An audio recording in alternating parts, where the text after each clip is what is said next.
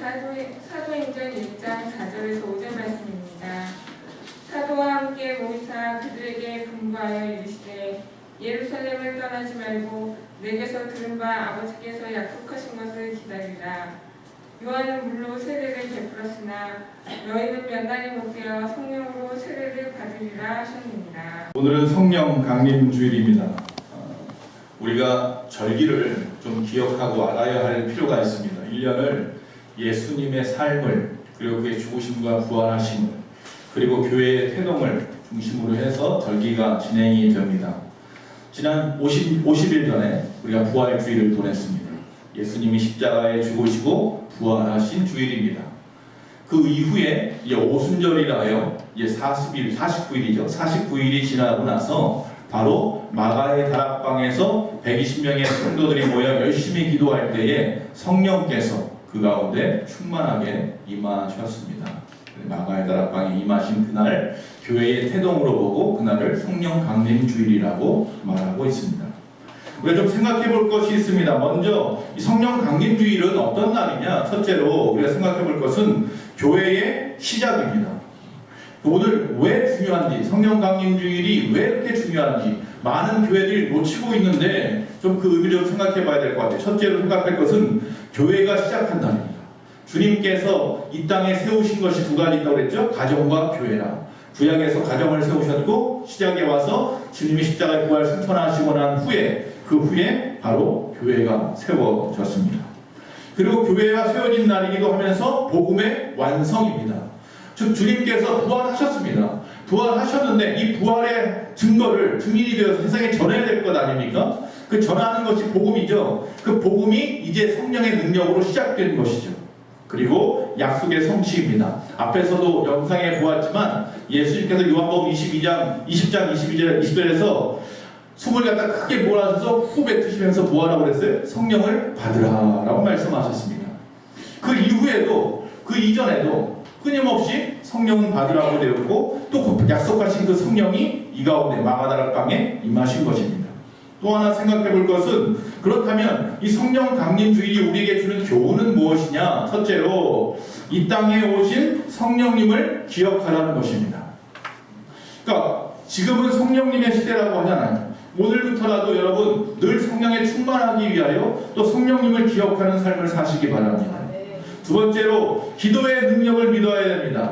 다시 말하면 로마서 8장 26절에 말씀하시를 우리의 그 연약함을 아시어서 우리를 위하여 친히 간구하시는 분이 성령님이라고 했습니다. 우리가 성령의 능력을 힘입어서 기도하는 것입니다. 우리가 생각하지 못한 것도 깨달아서 기도하게 하실 능력이 성령에게 계십니다. 기도의 능력을 우리에게 주셨습니다. 세 번째, 지금이 바로 성령 시대인 것을 기억하라는 것입니다. 은혜의 시대, 복음의 시대, 그 복음을 전하기 위하여 성령의 충만한 시대가 되어야 된다는 거죠. 그래서 네 번째, 교회 공동체를 사랑하고 교회에서 복음을 전하는 복음의 증인이 되자는 의미에서 성령 강림주일은 굉장히 큰 교훈을 우리에게 주고 있습니다. 자, 다시 말씀을 드립니다. 자, 부활주일이 있었습니다. 첫째로 이 부활주일은 우리에게 구원이 이루어진 날입니다. 즉 우리가 죽고 나서 3일 만에 부활하신 예수님처럼 우리가 예수를 믿고 십자가에 죽으신 예수를 믿는 자마다 다시 부활할 것에 대한 증거, 첫 열매가 되어주신 사건입니다. 그러면 성령 강림주일은 뭐냐? 바로 이 땅에 복음의 증인으로 살아갈 수 있게 말씀하신 날입니다. 즉 이제는 부활을 갖다가 책임지고 부활 안에서 살아가는 즉 십자가와 부활만 바라보던 자가 이제는 복음을 전파하는 자로 변화된 날이라는 거죠. 그래서 성령으로 충만해지는 날입니다. 다시 말씀드립니다. 복음의 목격자였습니다. 십자가에 죽으신 예수님이 부활하신 것에 대한 목격자가 부활주의를 갖다 이야기한다면 성령 강림주일은 그 복음의 증인되었음을 이야기하는 것입니다. 이처럼 성령 강림주일은 굉장히 큰 의미가 있는데 많은 교회들이 놓치고 있는 부분이 뭐냐면 맥추감사주일 때문일 수 있어요. 원래 이 오순절이라고 하는 날이 다른 말로 맥추감사주일이에요. 그러니까 구약의 절기대로 말하면 오늘은 무슨 날이에요? 맥추감사주일이 되는 날이에요. 그런데 시간이 지나고 나서 그것을 구분하여서 성령 강림주일은 오순절 날에 맞춰 그대로 놔두고 맥추감사주일은 뚝 띄어서 7월 첫째 주로 옮겨놓고 상반기 또한 하나님이 우리에게 베푸신 은혜를 감사하는 절기로 따로 떼어놨어요. 그러다 보니까 이게 주객이 전도되어서 맥주감사주일에는 초점을 잘 맞추는데 이 성령 강림주의를 놓쳐버리는 수가 있더라는 거죠. 오늘은 바로 성령 강림주의, 교회가 이 땅에 처음 태동한 날, 성령께서 우리 가운데 임하신 날이 바로 성령 강림주일입니다. 그래서 그 말씀을 좀 전하려고 합니다. 오늘 말씀의 제목은 뭐였냐면 아버지께서 약속하신 것, 아버지께서 약속하신 것. 즉 예수님께서 부활하시고 나서 이 땅에 며칠 있었습니까? 40일 동안 있었습니다. 그 40일 동안 이 땅에 계시는 동안에 제자들과 함께 있는 자리에서 뭐라고 말씀하냐면 예루살렘을 떠나지 말고 내게 들은 바 아버지가 약속하신 것을 기다리라고 말씀하셨습니다. 자, 오늘 본문이에요. 아버지께서 약속하신 것을 기다렸다가 그거 받으면, 그 약속의 선물을 받으면 그 다음에 뭐예요? 이제는 예루살렘을 떠나서 온 유대와 사마리아와 땅끝까지 이르러 내 증인, 복음을 전하는 자가 되라 라고 말하는 거예요. 굉장히 중요한 모티브가 뭐예요? 이 선물인 거죠. 아버지께서 약속하신 거잖아요. 그 아버지께서 약속하신 것을 받고 받지 못하고에 따라서 교회 안에서 복음의 증인의 삶을 살 수도 있고 그러지 못할 수도 있게 된 거예요. 그래서 제자들은 그걸 기다린 거예요. 그래서 주님께서 부활하시고 40일 후에 승천하시고 난 다음에 마가의 다락방에 열흘 동안 모여서 그거 달라고, 하나님 우리 주님께서 약속하신 거 이제 보내주세요 하면서 하나님 앞에 뜨겁게 기도했던 시간들이 있었어요. 그리고 그들은 바로 그 약속하신 것을 그날 받았는데 그것이 각 사람 머리 위에 불과같이 혀가 갈라지는 것처럼 불같이 임하였는데 그것이 뭐다? 성령이라. 할렐루야. 성령님께서 그들 가운데 불같이 임하셨어요. 충만하게 임하셨어요. 즉 아버지께서 약속하신 게 뭐냐면 성령이었다. 성령님이었던 거죠. 우리 예수님이 하나님의 보좌 우편으로 올라가시면서 이 땅에 다시 성령 하나님이 우리 가운데 충만하게 임하신 거예요. 이 말씀은 구약에 이미 다 예언되어져 있어요. 앞에 약속의 성취라고 말씀드렸죠. 요엘서 2장 28절 상반절에 보면 그 후에 내가 내 신을 만민에게 부어주리라 그렇게 말씀하고 있어요. 도대체 그 후가 언제냐? 주님이 오신 후이죠. 메시아가 이 땅에 오신 후에. 사도행전 2장 17절 상반절에도 보면 역시 베드로의 설교 내용에 보면 요엘서 2장 28절 이 말씀을 그대로 인용해서 복음을 전파하고 있어요. 마가다락방에서 성령 받고 120명자가 세상으로 퍼져서 복음을 전할 때, 즉 시장 안방에, 시장 바닥에다, 시장 광장에 이 베드로가 서 있고 나머지 제자들이 다 나와서 사람들 다 불러 모으죠. 수많은 사람을 불러 모았을 때 거기서 베드로가 설교를 해요. 그 설교 내용이 바로 뭐냐면 이 요엘서 2장 말씀을 갖다가 인용한 거예요. 만민에게 부어주리라 하신 그 무엇인가를 우리가 받았다는 거예요. 너희들 우리가 지금 방언도 하고 열심히 떠들어대니까 새술에 취했다라고 말을 하는데, 그래 맞아, 우리는 새술에 취했어. 너희가 마시는 그 술로 충만충하는 것이 아니라 성령의 술로 변했어라고 말하는 거죠. 또 우리는 성령에 충만해졌어라고 말하는 거예요. 즉 성령 세례를 받은 거죠. 요한복음 14장 16절에 보니까 내가 아버지께 구하겠으니 그가 또 다른 보혜사를 너희에게 주사 영원토록 너희와 함께 있게 하시리라. 할렐루야. 예수님께서 말씀합니다. 내가 아버지께, 하늘의 하나님께 그렇게 구하겠는데 다른 보혜사, 나 말고 내가 이제 떠나니까 다른 보혜사 성령께서 우리 가운데 있어서 우리와 함께 있기를 내가 기도한다. 14장 26절에도 보면 보혜사 곧 아버지께서 내 이름으로 보내실 성령, 그가 너희에게 모든 것을 가르치시고 내가 너희에게 말한 모든 것을 생각나게 하시리라. 우리가 오늘 성령이 임하시고 나니까 예수님의 말씀이 다 이제 보여지는 거예요. 알게 되는 거예요. 무슨 뜻인지 몰랐던 것들이 다 드러나는 거예요. 할렐루야. 성령 충만해야 할 이유가 분명히 있습니다. 그래서 좀 생각해 볼 것은 성령께서는요, 세상이 창조되기 전부터 하나님과 함께 계셨다는 겁니다. 예수님이 이 땅에서 부활 승천하시면서 갑자기 뚝딱 생겨가지고 갑자기 나타나는 것이 아니라 그 이전부터 계셨는데 그분이 이제 이후로 역사하기 위하여 우리 가운데 밝히 드러나 보여주신 것이죠. 창세기 1장 2절에 보면은 하나님의 신이 수면에 운행하시니라. 천지가 아직 창조되기 전부터 하나님의 신이 그 가운데 운행하고 계셨어요. 성령께서. 구약시대에 와서는요, 몇몇 사람들에게 성령은 특수하게 역사하셨어요. 모든 사람에게 임하는 것. 받고 싶다고 해서 받는 게 아니라 성령께서 스스로 임재하셔서 스스로 역사하셔서 하는 것이죠. 모세 시대에 성막을 갖다 건축할 때에 이 부살렐이라고 하는 사람이 총 감독을 맡았어요. 그때 하나님께서 그 부살렐에게 출애굽기 35장 31절에 이렇게 말씀합니다. 하나님의 신을 그에게 충만하게 하여 지혜와 총명과 지식으로 여러 가지 일을 하게 하리라. 할렐루야. 아니 세워는 받았어요. 내가 이제 세워졌어요. 부살렐이라는 사람이 모세에 의해서 세워졌어요. 근데 여호와께서 말씀하는 거예요. 걱정하지 마라. 하나님의 신 너 가운데 충만하게 임할 거야. 그러니까 너를 통하여 하나님이 일하시니 걱정하지 말아라. 라고 말씀하시는 거예요. 사울이 또 역시 마찬가지로 이스라엘의 최초의 왕이었던 사울이 이 다윗을 쫓아서 그를 해하려고 할 때였습니다. 다윗이요 라마나요시라고 하는 곳에서 숨어 있었습니다. 그 소식을 듣고 사울이 사람들을 보냅니다. 자신들의 사자들을 보내서 그를 죽이려고 합니다. 근데 가는 자마다 그들이 성령으로 충만해집니다. 하나님의 신에 감동해버려서 죽이려던 것을 다 잊어버리고 그 가운데 같이 있으면서 예언도 하고 막 그럽니다. 안 되겠다 싶어가지고 사울이 자기가 직접 나서서 칼을 들고 말을 타고 달려왔습니다. 라마나요시라는 곳에 있다는 이야기를 듣고 다윗을 찾아갔는데 그도 역시 성경에 보니까 사무엘상 19장 20절 위에 보니까 하나님의 신이 감동하여 예언을 하더라라고 되어 있어요. 그도 성령을 받았다. 사무엘상 16장 13절에 보면 다윗도 역시 마찬가지로 하나님의 신에 감동되었다는 말을 하고 있고요.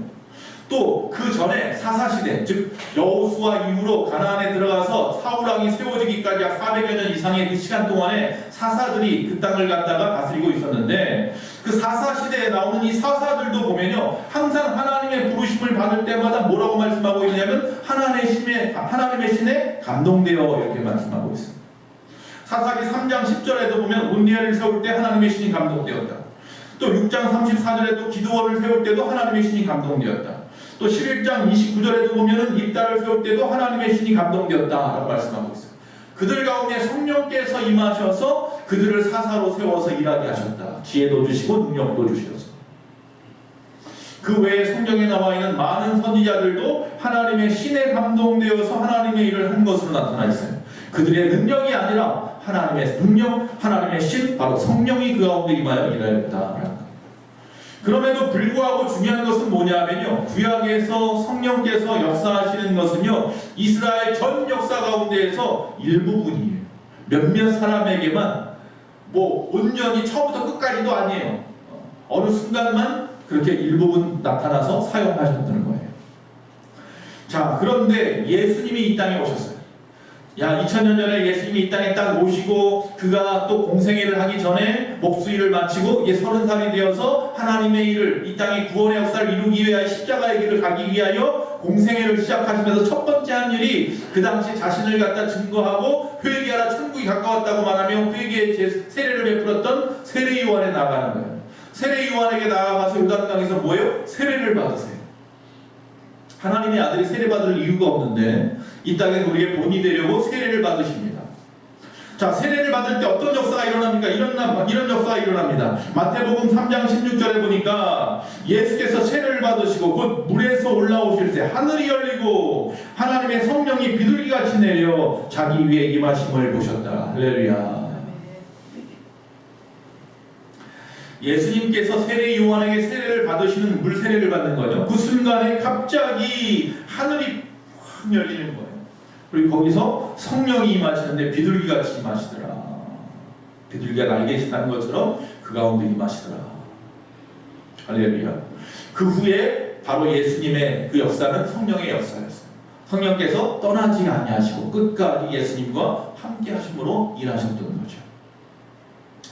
자, 우리가 좀 생각해 볼 것은 그래서 이제 오순절날 마가다락방에 성령이 강림하신 이 역사 사건 이후에 성령의 사역은 그 이전의 구약의 사역하고 그 어떤 요소적인 것이 전혀 달라요. 질이 달라졌어요. 그분이 바뀐 게 아니라 그분이 하시고자 하는 일의 그 형태나 그 모양이 바뀌어진 거예요. 그래서 성령께서 이 땅에서 이제는 그 이후에 마가다락방 이후에 지금 이 순간까지도 세 가지 측면에서 새로운 요소로 우리 가운데 드러나셨는데 첫째 생각할 것은 뭐냐면 이제부터 성령께서는요 세상 어느 곳에서나 역사하신다는 사실이에요. 할렐루야. 이게 왜 중요하냐면 만약에 이 성령께서 아직까지도 예루살렘과 아직도 유대 땅에만 국한되어 있다면 우리는 성령 받으려면 어디 가야 돼요? 예루살렘 가야 되는 거예요. 그런데 이제는 그러지 아니하시고 온 세상에 할렐루야 온전히 성령이 충만하게 임할 수 있는 길이 열렸어요. 그래서 성령 세례를 우리나라에서도 받을 수 있는 거예요. 오순절 성령 강림의 역사 전에는 인간들 가운데 성령 사역은 오직 이스라엘 민족에게만 국한되었어요. 구약 어디에도 봐도 성령께서 헬라인이나 로마인이나 이방인에게 임했더라는 말이 하나도 없어요. 오직 누구에게만? 이스라엘 백성들에게만 성령이 임하여 하나님의 신이 감동하여 하나님의 일을 하셨어요. 그럴 수밖에 없었던 것이 즉 하나님이 먼저 택하신 백성이 이스라엘이거든요. 하나님이 이스라엘을 먼저 택하셔서 그들을 먼저 하나님을 믿게 하시고 이제 그들을 통하여 다른 민족에게 본이 되어서 다른 민족에게 복음을 전하는 길로 삼으셨기 때문이에요. 근데 이스라엘 백성들이 그걸 하지 않잖아요. 하나님 우리를 택하셨다는 건 아는데 왜 택했는지에 대한 생각을 하지 않냐고 그것만 가지고 기뻐하는 거예요. 그것만 가지고 우쭐한 거예요. 나는 하나님의 택한 선민이야 라는 생각만 이 선민의식에 빠져버린 거죠. 그래서 주님이 이 땅에 오셔서 그 모든 것을 다 회파해버리시고 이제 복음의 길을 우리에게까지 여셔서 이제 영적인 선민을 찾으시는 거예요. 이스라엘 백성만이 아니라 우리 같은 한국 사람이라도 예수를 믿고 죄사함을 받아 구원받은 자라면 누구든지 하나님의 일을 할 수 있는 길이 열리게 되는 거죠. 할렐루야. 그래서 이제부터는 하나님께서 성령을 부어주실 때에 어디서든지 즉 회개한 죄인이면 누구든지 이 모든 충만한 은혜 성령의 역사를 받을 수 있고 행할 수 있게 하셨다. 길을 열어놓으셨다라는 사실이 중요한 거예요. 그래서 우리도 성령 충만할 수 있어요. 복음이 전해지는 곳이라면 함께 그곳에 계셔서 그 크신 은혜를 베푸시는다라는 사실입니다. 이것은 이미 요엘 선지자의 말에도 나오잖아요. 요엘 선지자 2장 28절에 내가 내 신을 누구에게 부어준다고요? 만민에게 부어주리니. 예수님이 오신 이후에 그 후에는 내가 이 하나님의 신을 만민에게 부어줄 거야. 성령을 모두에게 충만하게 임하게 할 거야. 누구든지 간절히 사모하는 자에게 하나님이 부어주시겠다. 다만 그 시기가 예수 그리스도의 복음이 모든 족속에게 전파되어서 하는 그 여정에서 역사하는 것이다라는 것이 중요한 거죠. 또 생각해 볼 것은요. 누구나 예수의 이름을 부르는 자는 구원을 얻도록 하시는 복음의 문은 이미 예수님이 십자가에 죽으시고 부활하심으로 이 땅에 이루어졌듯이 이제는 예수님의 이름으로 회개하고 제사함을 받은 자들은 누구든지 성령을 선물로 받아서 성령의 능력으로 이 땅에서 복음을 증거하는 증인이 되게 하셨다. 사도행전 2장 34절에 보면 회개하여 각각 예수 그리스도의 이름으로 세례를 받고 제사함을 얻으라. 그리하여 성령을 선물로 받으리라. 그리하면 성령을 선물로 받으리라. 자, 오순절 마가다락방에 강림하신 이 성령은 사도들을 통하여서 세계 모든 민족에게 복음으로 전파되게 되었는데 그 가운데 성령이 역사하지 않으면 할 수 없는 일이었던 거예요. 그래서 그 모티브가 성령인 거예요. 성령의 능력으로 하게 된 거죠. 그래서 오늘날 누구나 그리스도의 복음 역사 안에서 그 일을 향하고 하는 자마다 하나님의 성령으로 역사하게끔 도와주신다. 사도행전 1장 8절 성령의 권능을 받고 땅끝까지 그리스도의 증인이 되게 하셔서 어디서나 복음을 받아들이도록 하셨더라. 두 번째 생각할 것은 그러면 이 성령 사역은요 이 세상 끝날까지 우리와 항상 함께 하신다는 거예요. 어디서나 성령 받을 수 있고요. 내가 앞에서 말씀한 것처럼 성령이 들어왔다 나갔다는 게 아니라 항상 내가 죽는 그날까지 아니 내가 저 천국에 가서도 성령으로 충만하게 살아갈 수 있다는 거예요. 구약시대에 때로는 그들이 떠나가기도 해요. 성령께서 그들 가운데서 떠나가기도 했다고 했잖아요. 사사기서 14장 6절에 보면요 힘이 장사했던 삼손이 나와요. 이 삼손이라고 하는 사사가 여러 차례 성령이 그 가운데 임재해요. 근데 또 떠나시더라는 거예요. 자 보면 14장 6절에 보니까 삼손이 여호와의 신에게 크게 감동되어 손에 아무것도 없어도 그 사자를 염소 새끼를 찢음같이 찢었다. 사자와 싸우는데 맨손으로 사자 입을 찢어버렸어요. 그런 장사가 삼손이에요. 낙이 턱뼈 가지고도 수백 명을 쳐 죽이는 사람이 바로 삼손이에요. 그런데 그가 죄를 짓죠. 부도덕한 생활을 합니다. 그것 때문에 하나님의 신이 이 삼손에게서 떠나시기도 합니다. 우리가 잘 알다시피 가장 비극적인 사건은 뭐냐면 삼손이 들릴라라고 하는 여인의 꾀임에 빠졌던 사건이죠. 그래서 결국 하나님 안에서 그가 약속했던 머리에 삭도를 대물어 머리카락을 다 밀어버립니다. 나시린인데 하나님으로부터 구별된 자로 세워지면서 절대 머리카락 자르지 않겠다고 약속해놓고 있었는데 잠사이에 그러니까 꿈에 빠져있는 사이에 들릴라에 의해서 머리가 다 밀려버렸죠. 그리고 나서 하나님이 그에게서 떠났어요. 자, 머리카락이 다 밀려서 하나님이 떠난 게 아니라 그가 그렇게 할 수밖에 없는 상황, 즉 부도덕한 삶에 빠져버림으로 말미암아 하나님이 떠난 거죠. 사사기 16장 20절에 보니 삼손이여 블레셋 사람이 당신에게 미쳤느니라 하니 삼손이 잠을 깨며 이르기를 내가 전과 같이 나가서 몸을 떨치려 하여도 여호와께서 이미 자기를 떠나신 줄을 깨닫지 못하였더라. 하나님의 신이 그에게서 떠나갔어요. 그래서 두 눈이 뽑혀가지고 말이죠. 적진에 끌려갔어요. 사슬에 퉁퉁 물쳐서 끌려가서 그가 나중에 죽을 때까지 그 건물 밑에서 다곤산 밑에서 뭐요? 연자맷돌 밀면서 살았단 말이죠. 마지막에는 하나님 회개하고 말이죠. 그 신전을 갖다 밀어서 기둥을 밀어서 모든 것을 다 무너뜨리고 같이 죽었지만 삼손과 마찬가지로 성령께서 그 위에 임하셨으나 후에 떠나버린 사람은 성경에 또 여럿 나옵니다. 그 중에 한 사람이 바로 사울 왕이었죠. 처음에 하나님께서 사무엘을 통해서 왕을 세우기를 작정하셨고 이스라엘 백성들이 원해서 그래서 사무엘을 통해서 기름 부은 자가 사울이었단 말이죠. 그때만 해도 겸손한 자였고 하나님 앞에 합당한 자였는데 그가 왕이 된 후에 교만해져서 그가 하나님을 떠나서 자기가 하나님인 것이냐 모든 영광을 자기가 홀로 가로채는 하나님의 뜻을 불순종하고 자기가 스스로 제사까지 지내는 제사장이 있는데 그런 불순종 앞에 하나님의 신이 사울에게 떠나갔다라는 사실이에요. 사울에게 크게 임하기도 하셨던 그 성령께서 이제는 사울을 갖다가 버리시고 그에게서 떠나가셨다. 자, 사무엘이 또한 다윗에게 기름을 부을 때요. 다윗은 어떤 사람이냐? 사울하고 사무엘, 다윗하고 뭐가 다르냐면 똑같이 하나님의 신이 임하는데 다윗은요, 이 하나님의 신이 그 가운데 임하였으므로 말미암아 죽기까지 그 성령을 갖다가 자기에게서 떠나가지 않게 하기 위해서 하나님 앞에 간절하게 기도하는 사람이었던 거예요. 그래서 이 사울왕하고 다윗왕하고 뭐가 다르길래 도대체 뭐가 다르길래 사울왕한테는 성령이 임하였다가 떠나갔는데 다윗에게는 떠나갔다는 말이 없느냐. 그 이유가 바로 시편 51편 11절에 나오는데 다윗이 이렇게 하나님께 기도합니다. 나를 주 앞에서 쫓아내지 마시며 주의 성령을 내게서 거두지 마소서. 할렐루야. 항상 하나님 앞에 이렇게 기도하는 사람이었던 거예요. 이 사람도 회개하잖아요. 죄 지었어요. 죄 지었지만 그때 또 하나님 앞에 기도합니다. 성령이여 떠나지 마세요. 내가 잘못했습니다. 철저하게 하나님께 눈물 흘리면서 회개하는 사람이었던 거예요. 오늘날 그러나요? 여기서 중요한 사실 뭐냐면 이건 언제 있었던 이야기예요? 구약. 예수님이 땅에 오시기 전 이야기예요. 그럼 지금은 어떤 시대냐? 지금은 성령께서 우리 가운데 충만히 임하는 시대, 어느 곳에나 임하시는 곳, 영원히 함께 하시는 분이에요. 다시 말하면 지금은 이 다윗처럼 기도할 필요 없어요. 그리스도인들은요, 어떠한 경우에도 주님이 우리 가운데 기도한 다윗이 기도한 것처럼 기도할 필요 없이 항상 우리와 함께 하신다고 약속하셨다는 사실이에요.